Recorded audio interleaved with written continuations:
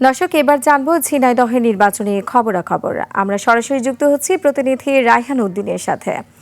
রায়হান, আপনি নিশ্চয়ই আমাকে শুনতে পাচ্ছেন। রায়হান, আপনি তো রয়েছেন ঝিনাইদহে, তো আপনার কাছে নির্বাচনী প্রচারণার সবশেষ কি খবরাখবর রয়েছে, বিস্তারিত আমাদের জানান। আপনি জানেন যে ঝিনাইদহে যে 4টি সংসদীয় আসন রয়েছে, এখানে নির্বাচনের যে হাওয়া বেশ জোরে সোরে বইতে শুরু করেছে। প্রার্থীরাও তাদের স্ব প্রতীক নিয়ে ভোটারদের কাছে যাচ্ছেন, তারা সভা সমাবেশ মিছিল মিটিং তারা করে যাচ্ছেন।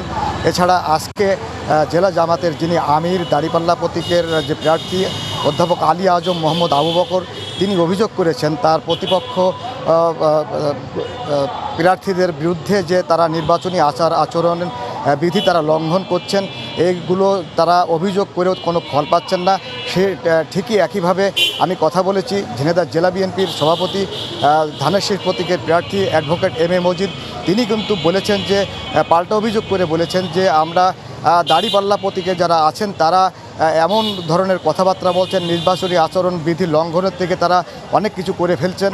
এই ধরনের অভিযোগ কিন্তু তারা পাল্টা অভিযোগ করেছেন। এছাড়া আপনি জানেন যে এখানে একটা আসন রয়েছে ঝিনাইদহ 4 আসন, যে আসনে 3 জন প্রার্থী রয়েছে। একজন স্বতন্ত্র কাপ্পিস প্রতীক সাইফুল ইসলাম ফিরোজ, একজন আছেন রাশেদ খান ধানের শীষ প্রতীক, এবং মৌলানা আবু তালেব জামাতে ইসলামের প্রতীক নিয়ে তিনি দাড়িপাল্লা প্রতীক নিয়ে তিনি নির্বাচনে প্রতিদ্বন্দ্বিতা করছেন।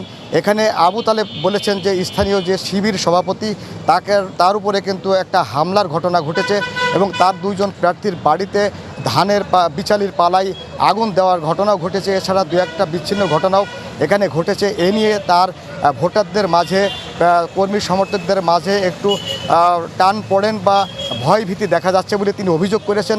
এই অভিযোগের ভিত্তিতে আমি জানার চেষ্টা করেছি জেলা রিটার্নিং অফিসার এবং জেলা প্রশাসক আবদুল্লাহ মাসুদের সাথে কথা বলেছি। তিনি বলেছেন যে ঝিনাইদহে আচরণবিধি লঙ্ঘন এবং এই ধরনের হামলা বা কোনো অপ্রীতিকর ঘটনার খবর আমাদের কাছে এ পর্যন্ত আসেনি।